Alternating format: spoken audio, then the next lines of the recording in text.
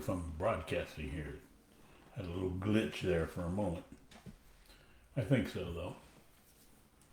So, is it possible for us to have a conversation, all of us gathered together here, about two dimensions, two possible dimensions from which to bring forth our life, or our lives, however you care to put it? Have our lives come from the space from which they come. The two dimensions are creation and knowledge. Creation includes intelligence, truth. Knowledge includes thought and belief. Knowledge is the actual mirror image, if you will, of the dimension of creation. We separated ourselves thousands of years ago from the dimension of creation, intelligence, and truth, and we stepped into knowledge, or thought, and belief, and we haven't been able to escape from there, move away from it, as to our space from which we bring forth our life. So rather than creating our life, ever making it new, we have been repeating our life, ever repeating our past. Meaning we are inventing our life. The distinction I'm seeing, if I can draw here, I screwed it up there a little bit, is the distinction between creating, which is bringing forth something new from nothing. Something never having been before means new. And the distinction of invention. Invention is the bringing forth from something that already is here. A copy of it, if you will, or in most cases a repeat of it. And obviously a copy of something can never be quite the perfection of the something. It always has to be one tiny little bit less than. If you put a piece of paper into a copy machine, you copy it, and you take the copy and you put it back in the machine, and you copy, and I think you get the picture. If you keep copying the copy, pretty soon the page will come out blank, because a copy can never equal the perfection of that which was created. So we long ago moved from, well, in the Bible it says what does it say? The Garden of Eden. Garden of Eden. And then the old talking snake came along, or something like that. At any rate, we moved into the fruit of knowledge, meaning that we got stuck in ever repeating the knowledge that we already have, rather than creating something brand new. You see, it takes knowing nothing to create something brand new. But if you know everything, then all you do is repeat what we've already had, or always have had. That's why we go from war to war to war. That's why we rape our women. That's why we keep doing the same thing over and over and over, because we are stuck in knowledge, thought, belief. Those three can only ever repeat themselves. Creation, intelligence, truth is ever new. It's brought forth from nothing. Well, that's not exactly true. It's brought forth from seeing the flaw in what has already been brought forth. You see, I wonder. This is a difficult conversation to listen to, perhaps, or listen with, to join with, not to agree, disagree, argue, or what have you. Because I'm speaking of something that has been this way for thousands of years. For thousands of years, we have been repeating our beliefs. We have been living from, are you ready? Knowledge, thought, and belief. Not creation, intelligence, and truth. By the way, the combination of creation, intelligence, and truth is the word that's been bantered about forever, which is love. So, my question is this. Is it possible for us to see our own stupidity, that we have been doing the same thing over and over and over and over and over again for thousands of years? If you can't, then notice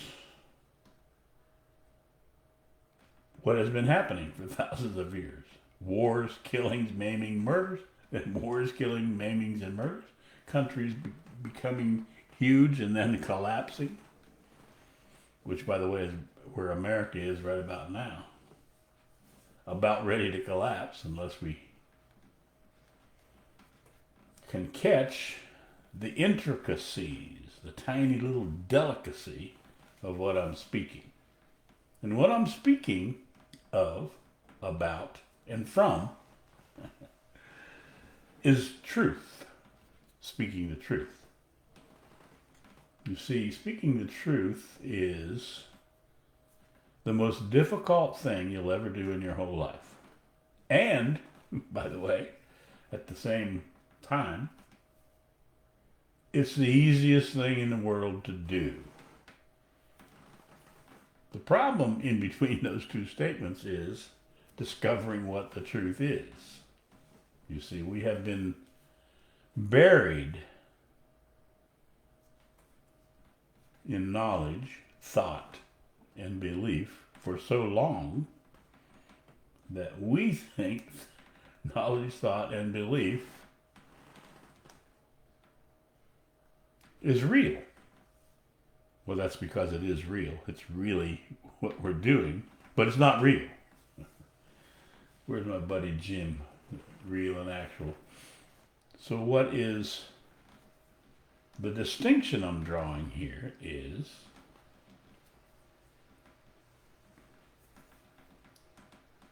the distinction between creation, which is nothing. Knowing nothing. There's no knowing in creation. And knowledge, which is all knowing. Everybody knows everything. In the world we live in, everybody knows everything. As a matter of fact, they know everything so well that if you ask them, they'd say, no, I don't know everything. That's how much they know everything. They won't say, wait a minute, perhaps I don't know everything, you see. So the space I am speaking from, about, and presenting is the space of complete, absolute, and total stupidity. Because that's the entry point to intelligence. You see, you have to leave everything that you know in order to discover intelligence. Ready, set, go. Just drop everything you know. Pretty simple, huh? So, if you ask yourself this question, what is it that you can do to discover who you are? If you ask that question often enough, deeply enough, with enough energy, if you will, you might discover what it is, where it is from which I'm speaking. Because it's evolution. The evolution of being human. It means what I'm speaking from is the end of wars. It's the end of raping our women. It's the end of killing our children. It's the end of saying one of the most ridiculous things that we say. We say that we love our children. And then we teach our children to live in a world of violence, killing, maiming, wars, presidents who grab women and still become president. Rather than, are you ready? Creating a planet, a world for our children. You see, if we create a world for our children, we don't have to train our children to live in this world. We would not have to tell them, be careful of the Trump type that be grabbing you when you're not looking. But don't look out, just look out for the Hitler type who throw your children into prisons and camps. So if we loved ourselves and our children, we would create a world, a planet, where we didn't have to train ourselves and our children in order to live in it. We would just tell the truth, just speak the truth.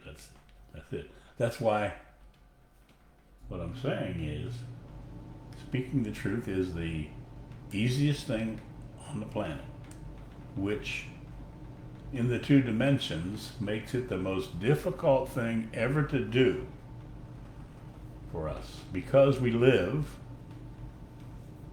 in a complete, total, and absolute world of lies.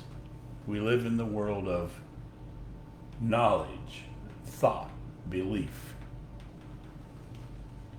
And that's a dream world. It's a world where we think. And all thinking is the first stage of sleep. Whoever that guy said, "I think, therefore I am," stopped 2 words short. I think, therefore I am asleep, what he needed to say. Because thought is the first stage of sleep. And in the dream world of thought, we can have many reasons to go to war. We can have many reasons to grab the oil and kill people and rape women, all those things. We have reasons to elect presidents who tell us they grab women between the legs. There's a multitude of reasons. Just go to church, you'll get reason after reason after reason. How long might it take for us to realize reason is insanity? Because it has a reason for everything. So, is it possible, I'm asking, for you to take a look, See if your life is coming from creation, intelligence, and truth, or knowledge, thought, and belief. A little hint, if you get angry, if you get jealous, if you're greedy, if you're a millionaire or above, or even a half a millionaire, your life comes from the dream world of knowledge, thought, and belief. All right, anyway, I noticed it's been 15 minutes and 45 seconds, a little bit long for these conversations. So to each of you, I send a perfect life. I wonder how many of you will just stop instantly and say, I accept a perfect life. Now keep in mind, a perfect life has no violence in it. It has no killing in it. It doesn't have a gun in it, a bomb in it, a bullet in it. It can't rape women. There can't be any of those things in a perfect life. There can be flaw that is then observed. And the observation of a flaw then is the transformation of the flaw, which brings forth a new perfect. But anyway, I'm getting into another whole set of conversation, if you will. Why do I keep saying if you will? All right, you guys, to those who are still here after 17 minutes, oh Lord, probably you're all gone by now. Perfect life to you.